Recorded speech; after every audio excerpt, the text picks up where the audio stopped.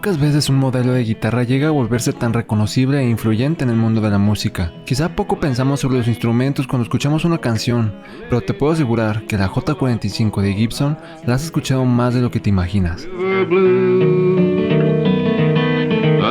Es 1934. Gibson ya era una empresa reconocida por su gran trabajo artesanal en los instrumentos, y en su catálogo de este mismo año, Gibson tenía una nueva sorpresa. Los músicos de aquel entonces solo conocían el modelo Nick Lucas como la guitarra de tapa plana más grande hasta ese momento por parte de la marca. Era una guitarra bastante estrecha, con un cuerpo profundo. La Nick Lucas fue muy popular durante un tiempo e incluso llegó a ser el modelo insignia de Gibson por muchos años. Pero en 1932, la empresa Martin presentó un nuevo modelo que llamaría la atención de todos los músicos americanos, la Dreadnought, una guitarra de cuerpo grande que sonaba mucho más fuerte y profunda que cualquiera otra del catálogo de Gibson.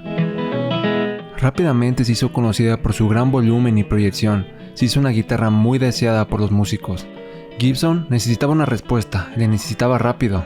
Recordemos que aquellos años el blues estaba en su mayor apogeo, entonces cualquier guitarra que tuviera una gran resonancia y con los bajos muy fuertes era bien recibida. Es así que entonces Gibson agregó a su catálogo de 1934 la nueva Gibson Jumbo, y la describían en este catálogo como productora de un tono fuerte y resonante tan popular entre los músicos que será perfecta para los que hagan acompañamiento vocal o de pequeñas combinaciones tanto para apariciones personales como en la radio. Los graves de este modelo te sorprenderán y por supuesto los agudos claros y brillantes estarán en perfecto equilibrio. Pero había un pequeño gran problema, el precio. Tenemos que recordar que estamos en 1934, en plena Gran Depresión. El 20% del estadounidense promedio estaba desempleado, y por su parte los músicos de blues estaban en peores términos. El modelo Gibson Jumbo llegó al mercado a un precio de $60, demasiado caro para la mayoría de los músicos en la época de la depresión. No pasaron ni 2 años cuando en 1936 Gibson detuvo la producción debido a las pobres ventas. Es por eso que hoy en día este modelo es extremadamente codiciado. Pero bueno, volvamos a 1936. Gibson tiene como gran enemigo a Martin, que aparte de volverse el preferido por el público por sus precios un poco más accesibles, le pegó a Gibson donde más le dolía, en la calidad del instrumento.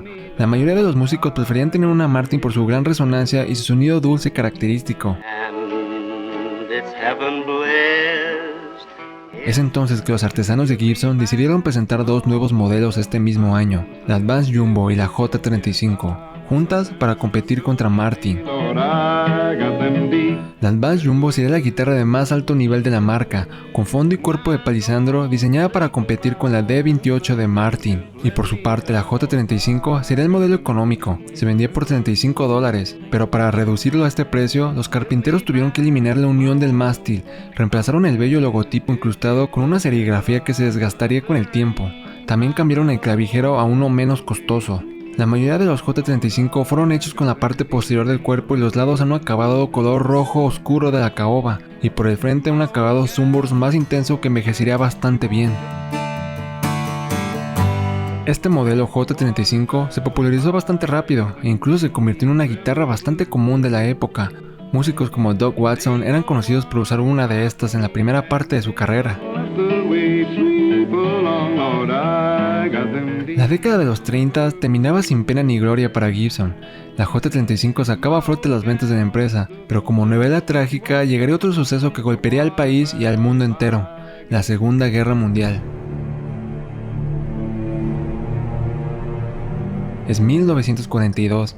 La Segunda Guerra Mundial estaba poniendo a prueba los recursos de fabricación y las líneas de suministro de todas las empresas estadounidenses, y Gibson, al igual que todas las demás, tenía que simplificar su línea de producción de guitarras para reflejar estos problemas. Fue durante este periodo que finalmente se introdujo la J45. Es curioso, ya que este modelo en específico llegó como una medida desesperada por parte de Gibson. No le tenían mucha fe y de hecho solo sería fabricada durante esta época difícil de la humanidad. Las diferencias entre la J45 y la J35 fueron casi nulas. La 45 ahora presentaba un golpeador en forma de lágrima, el clavijero tenía una forma más ornamental en lugar de un lado recto como la 35, el logotipo de Gibson se cambió y se serigrafió en un color dorado, y el famoso banner de Only Gibson is Good Enough fue agregado aquí por primera vez en una guitarra de la marca. Gibson no quería que la gente notara un gran cambio respecto a su modelo insignia, pero sí querían que la sociedad viera la marca como una empresa novedosa y a la vanguardia. Es por eso que le pusieron 45, haciendo referencia a la nueva década de los 40, pero sin perder la sigla J de Jumbo y el 5 que hacía que sonase casi igual al 35. Podríamos decir que esto fue solo marketing. Durante el resto de la guerra, la J45 reflejó la escasez de material a la que se enfrentó Gibson. Algunas guitarras se fabricaron con mástiles de arce, las tapas a menudo no coincidían con los catálogos que presentaban y hay algunos modelos de esta época con tapas de 4 piezas en lugar de 2. Pero el aspecto más negativo de la J45 de este momento fue que los mástiles no tenían tensores o almas debido a la gran escasez de metal. Entonces era muy común que los músicos que tenían una J45 en ese entonces no tocaran las notas más agudas puesto que el instrumento empezaba a trastear. Y la única solución era arreglando el mástil por completo. Sin embargo, y por sorpresa de todos, las guitarras de esta época fueron muy bien aceptadas. Así que Gibson decidió mantener las mismas especificaciones por más de 10 años, hasta que llegamos a 1955, donde se le agregó el traste 20. El puente rectangular se reemplazó por un diseño top belly, que ya ofrecía una resistencia a la tendencia que tenía la tapa de abultarse. La J45 se popularizó increíblemente por todo el país, gracias a músicos como Bob Dylan, que a principios de los 60 era visto todo el tiempo con una.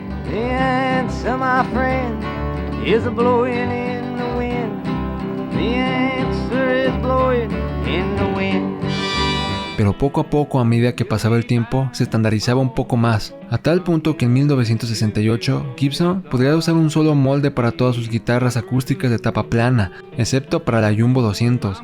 A esta época se le conoció como la era Norlin, ya que Gibson fue adquirida por un grupo de empresas que devastaron la calidad de producción de sus guitarras, algo muy parecido a lo que pasó con Fender cuando fue adquirida por la CBS en 1965. Se sabe que las guitarras de este periodo tienen una marcada disminución en calidad, apariencia y tono. Las ventas de la J45 cayeron considerablemente a fines de la década de los 70 y el molde se abandonó por completo en 1982. Pero rápidamente Gibson se dio cuenta de su error, ya que los amantes de las guitarras siempre siguen buscando los modelos clásicos. Así que en 1984 reanudó la fabricación con los elementos estéticos más tradicionales. A lo largo de los años, Gibson ha hecho innumerables versiones de la J45, con diferentes maderas, varios niveles de detalles y modelos exclusivos de artistas, pero la fórmula comprobada y verdadera de caoba, una tapa de abeto con acabados sunburst, hombros redondos y longitud de escala corta, se ha mantenido hasta hoy en día. Sin duda, ha pasado la prueba del tiempo. Y de hecho, el modelo de producción actual de Gibson no está tan alejado de aquella época de los años 50. No cabe duda de que mientras se siga haciendo música, la J45 seguirá sonando. I'm going back to muscle shows, time getting better there.